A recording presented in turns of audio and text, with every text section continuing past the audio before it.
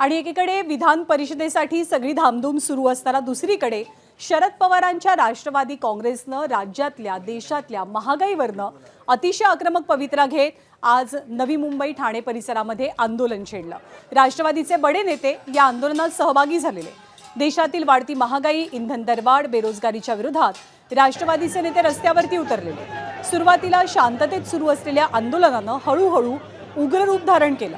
यामुळे पोलिसांनी आक्रमक झालेल्या आंदोलनकर्त्यांची धरपकड सुरू केली।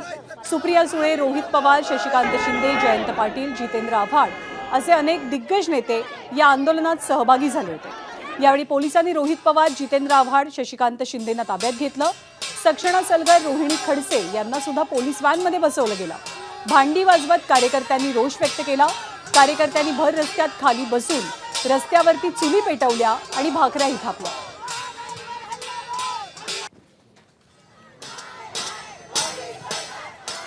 महागाई वाढली आहे, देश डबघाईला गेलाय।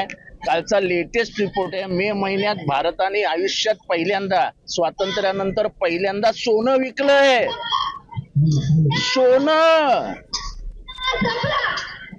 सोनं विकायची पाळी आली। या देशाची अर्थव्यवस्था कोणाला समजू नये की डबघाईला जाते म्हणून सोनं विकलं भारताने। आता काय बोलायचं।